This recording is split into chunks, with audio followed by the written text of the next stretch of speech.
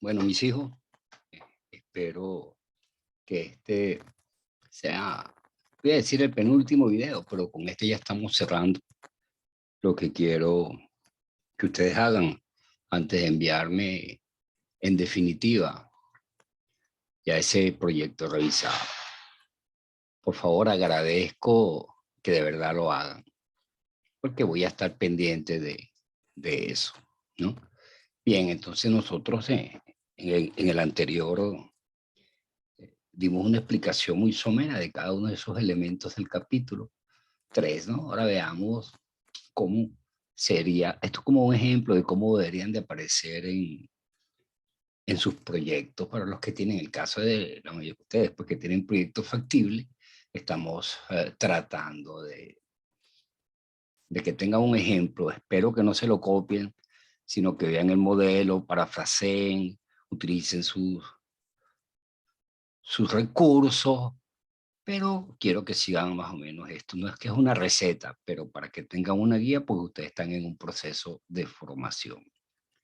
Bien, fíjense, comenzamos capítulo 3 con el marco metodológico. Hay una breve definición por unos autores y aquí viene bien. Bueno, de alguna manera un parafraseo, pues, cómo interpretamos nosotros estos elementos que están aquí.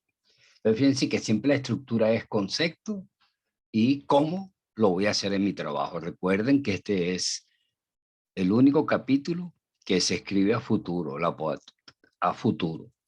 ¿Ok? Pues vamos al diseño de la investigación. Ahí podemos ver, pues, fíjense, el concepto. Después, aquí asumiendo el modelo del OPEL, el mismo es una investigación de campo con estas características, ¿no? Entonces, aquí, asumiendo ese modelo OPEL, estamos hablando de un diseño que se ubica ah, en la modalidad de proyecto factible. Muy bien. Es una investigación de campo y uno explica aquí, ¿verdad? Con esa modalidad de investigación, uno pone, en este caso se pretende proponer una estrategia para el aprendizaje de tal cosa. Uno explica aquí por qué es proyecto factible y por qué se sustenta en una investigación de campo, pues. En este caso de carácter descriptivo, puede ser de carácter exploratorio, puede ser de carácter explicativo, tal, aquí en este caso descriptivo, pero puede ser exploratorio y uno pone por qué es exploratorio, porque es descriptivo. En las variables objeto de estudio, fíjense, se define y se presenta el cuadro de la definición conceptual, el cuadro número 1 y el cuadro 2 de la operacionalizada, de la definición operacional de las variables. Aquí tenemos la fuente, aquí González, el autor, pues González, Pedro 2022, igual acá. Fíjense que aparece variable, dimensión, indicador. Acuérdense que solamente habrá dimensiones en aquellas variables que son complejas. La variable género no tiene dimensión, solamente tiene masculino, femenino, pero estrategias, procesos instruccionales, procesos administrativos tienen sus dimensiones, indudablemente, y entonces uno la coloca. Hay uno que coloca aquí definición conceptual, da un concepto y explican acá, y aquí ponen definición operacional, da un concepto y presentan el cuadro. La población y la muestra, ya nosotros hablamos que si era finita o era infinita. Hablamos también que en caso de que yo trabaje con toda la población, el estudio es censal, por lo tanto, no se procede al cálculo de la muestra. Uno pone su concepto, interpreta y después uno explica. La población a objeto de estudio, en esta investigación que se pretende en este proyecto, estará conformada por 60 alumnos de la escuela tal, cuyas características masculino-femenino, distribuida entre la edad de tal y tal. Eso le queda muy bonito, le luce. Todas provienen de un sector, clase, qué sé yo, tipo A, tipo B, tipo C. Allí eso no se une. Y aquí habla de la muestra. Fíjense que yo le dije que lo había leído en Ari, Xavier Villaco. Aquí me están citando que Aria 10 y 20, Ramírez un 30%. Recuérdense que estos porcentajes son para poblaciones finitas de verdad, grandes, finitas grandes, porque como les dije, si usted aplica la fórmula para 100 sujetos, ¿verdad? Para 100 sujetos, la fórmula le da 79, 80 sujetos. Entonces, fíjense que si yo tengo 100 y asumo esto, son 30. Pero generalmente son, y para las investigaciones escritas, cierto, pero para poblaciones finitas, amplias. Porque fíjense, cuando se comparan dos poblaciones, mientras más grande es una población comparada con otra, más pequeña será su muestra. ¿Por qué? Porque se supone que si yo tengo a una persona que tiene demasiado cabello, yo le tomo un pedacito y ya es representativo. Pero ¿qué pasa si yo tengo una persona que, que tiende a la calvicie o está casi calva? Para yo poder generalizar sobre esa población de cabello, yo tengo que arrancarle casi toda. Es decir, y mientras más grande es la población, más pequeña será su muestra comparada con otra. Muy bien, hay una fórmula que esa se la voy a enviar, pero no ha sido obligatorio, sino que se las voy a enviar simplemente para que ustedes sepan más o menos cómo se extrae de una población. Haré un pequeño video. Con respecto a los videos, tengo que agradecerle a mi amigo Alfredo, que mientras yo estoy dando él va llevando los dibujos y grabándome mientras yo voy dando. Yo de lo que estoy dando es una clase, pues como si estuviera dando una clase presencial y él lo que hace es que me va grabando. Bueno, y entonces aquí uno explica. Pero fíjense, con respecto a las técnicas e instrumentos de recolección de datos, ya hablamos de eso, hablamos de la observación, hablamos de la entrevista, hablamos de la encuesta, hablamos del cuestionario, de las bitácoras, etcétera. Entonces, fíjense que acá viene la técnica y tal, entonces bueno, aquí hablamos de la escala de Thurstone, la escala de Guzmán, el diferencial semántico, la escala de Outcome y la escala de Likert tropicalizada, ¿no? Entonces, aquí esto nos lo explica que hará. Posiblemente para el mismo se elaborará un cuestionario, una vez que se operacionalice la variable, será un cuestionario, etc. Uno explica, se hará. Siempre fíjense que en futuro, en validez y confiabilidad, nosotros hablamos de todas maneras, también, claro, y yo les decía, la primera vez que escuché confiabilidad era con unos grandes maestros que yo tuve, de mis padres, muchos de ellos padres académicos, como digamos yo, doctor David Viva, que en paz descanse, Antonio Fugués Smith, otro gran maestro, Miguel Fermín, aprendí muchas cosas, ¿no? Con ellos, con Mari, con mucha gente, pues, y la primera vez yo escuché, pues, lo vi en el libro de Guba. Entonces, un libro viejo, pero leyendo allí aprendí sobre esa, la confiabilidad, la validez posteriormente. Y le recomiendo el libro de Carlos Ruiz Bolívar, tiene sobre instrumentos, que también prueba psicométrica, es un buen libro. Todos estos que yo le estoy nombrando en la vida real, algunos ya se han ido, otros están presentes, pero, y voy a aprovechar para pedirles disculpas de una vez, porque yo digo Carlos Ruiz, Fidia, Santa, Feliberto, Fugué, etcétera, Tulio Ramírez, de verdad que unos son compañeros de trabajo, unos fueron amigos, otros menos amigos, otros conocidos, pero es decir, en el ambiente nos conocemos y todos ellos, los que he nombrado aquí, con ya un recorrido académico ya estable, han publicado, han escrito, y de verdad les pido mis más humildes disculpas por tratarlo. Afortunadamente estos videos solo lo van a ver mis alumnos, no voy a hacer YouTube ni influencer, pero de verdad les envío aquí mi respeto, mi consideración, mi admiración a todos ellos, inclusive a los que están descansando en paz, pues mi respeto a todos ellos. Así que perdonen que los públicamente los esté, ¿cómo que cuando se dicen? Tuteando. Muy bien. Entonces la confiabilidad, aquí vemos como la explicación, y aquí una vez que el instrumento se procederá, fíjate, siempre en futuro, aquí tenemos más o menos la fórmula, aquí está la interpretación de la fórmula, en las técnicas de análisis, se explican las técnicas, en qué consiste el análisis. Entonces uno pone, bueno, para efecto de este proyecto, los datos serán procesados, no sé, serán recogidos en tablas, en datos, posteriormente se utilizará Excel, paquete estadístico SPSS, entre otros, Una vez que se procese, se utilizarán las técnicas descriptivas, tales como, acuérdense que hay estadística descriptiva y estadística inferencial, se los dije en el pasado. Les hablé que dependiendo si las variables eran discretas, si eran continuas, cuando se usaba la mediana, la moda, cuando se usaba la media y la distribución porcentual, la desviación típica o estándar. Eso uno explica someramente. Aquí en cuanto a los procedimientos, bueno, aquí se nombran, por ahí nombraron a Santa María, aquí a Marcano, que lo tomaron de un libro de Lipasme, que por cierto fue premio nacional. Y aquí entramos en lo que es la etapa en la vida real. Aquí es donde se centra la propuesta. El diagnóstico. Yo recuerdo, y perdonen el cuento, yo estaba en el CISO Martínez, fue mi primer trabajo como profesor universitario, en la subdirección de investigación y posgrado, con el doctor Moya, Osvaldo Moya, no recuerdo, me aprecio hacia él. Recuerdo en esa época, también veníamos del 89 al 91, 89 ya habíamos pasado a UPEL, por ahí íbamos, 89, 90, 91, comenzaron los movimientos, había llegado el doctor David Viva ya de su universidad de Estados Unidos, etcétera, y yo me estaba formando con una doctora que de verdad todavía creo que no me quedaría espacio de vida para agradecer a la doctora Teresa López de Mora, quien le debo tanto desde el punto de vista académico.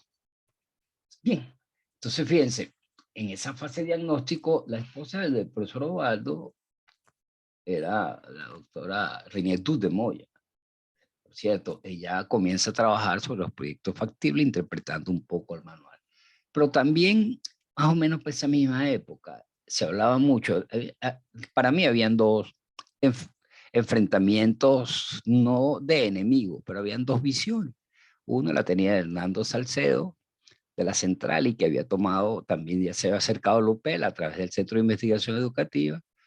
Estaba otro, no me acuerdo si estaba Balbuena, estaba, no sé si era Carlos Villarroel, César Villarroel, y comienzan los posgrados en uno, todos en desarrollo de la instrucción, uno por un gran amigo también, brillante, Mario Schurer, en el Pedagógico de Caracas, y Salcedo allá en el Monseñor Arias, que era una institución invitada. Pero bueno, ahí en esos tiempos yo hice mi primera maestría.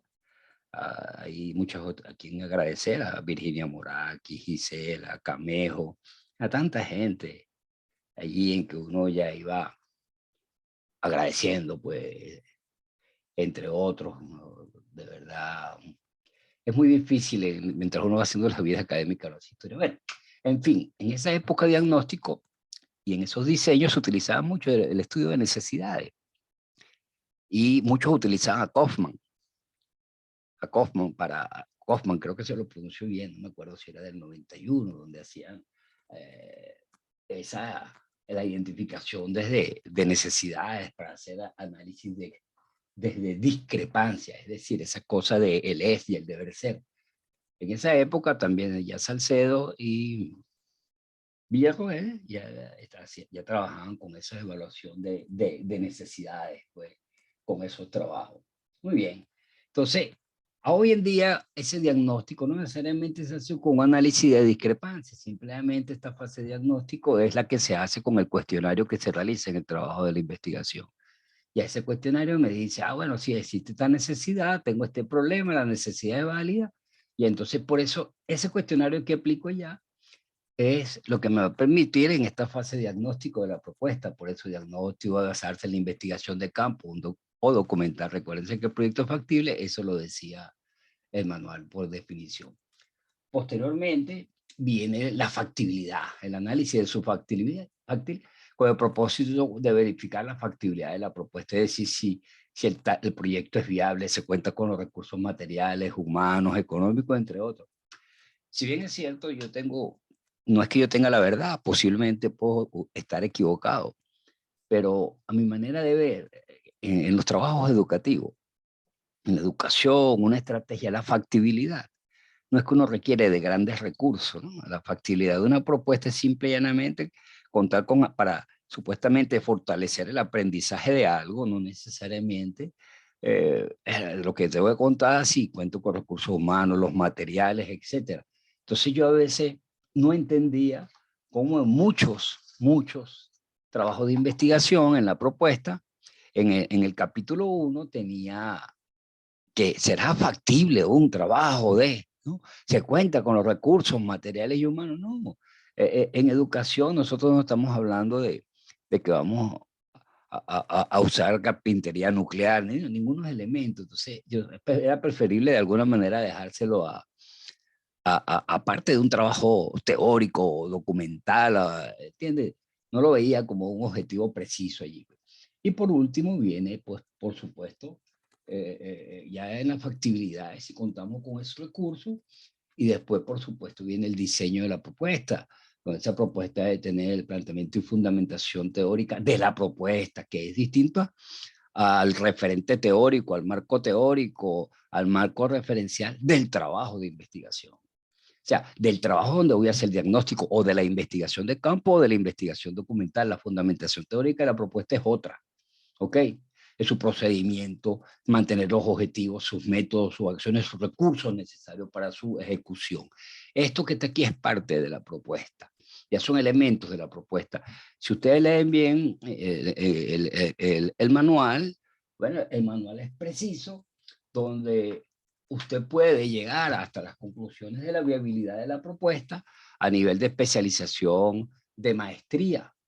¿Okay? Usted puede llegar hasta allí y entonces la fase de ejecución y evaluación se las dejan para, en los casos de los tesis doctorales, aunque yo creo que en la especialización de tecnología generalmente en la maestría en tecnología tiene que aplicarse. Entonces, fíjense que yo puedo, de acuerdo al manual, de acuerdo a las normas, yo puedo llegar hasta hacer la propuesta, pero yo también puedo hacer, o bajo el concepto de línea de investigación, me imagino yo puedo aplicar esa propuesta y ejecutarla, que sería otra investigación. O sea, yo puedo seguir la investigación de otro, etcétera. Entonces, esos son los elementos que contemplan realmente a la propuesta.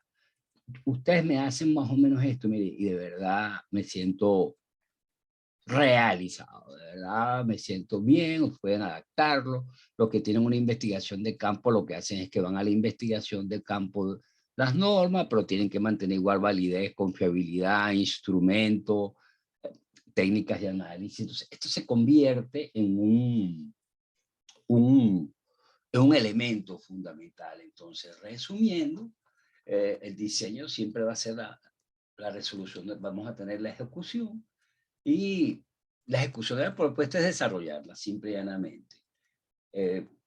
Ya ustedes manejan los otros elementos que están allí, por lo tanto, con respecto a la evaluación, si es verdad, debe ser, yo recomiendo que sea como la evaluación formativa durante todo el proceso para ir teniendo. Entonces, en realidad, vamos a tener, después que hagamos el trabajo del diagnóstico, vamos a tener diagnóstico, los elementos de la propuesta para ir un poco concluyendo.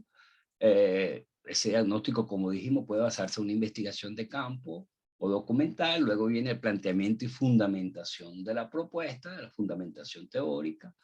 Viene el análisis de su factibilidad, ya ustedes saben, recursos materiales, humanos, económicos, políticos, etcétera.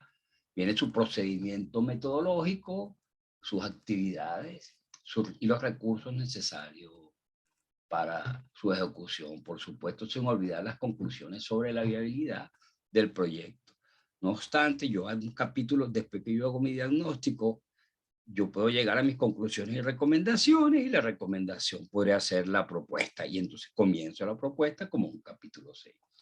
Y por supuesto sin olvidar sus normas bibliográficas. Bueno, mis hijos, hasta aquí es parte de mi presentación, un poco de lo que quiero que evalúen con su trabajo. Aquí, como les dije, juntos somos todos, solo somos nadie.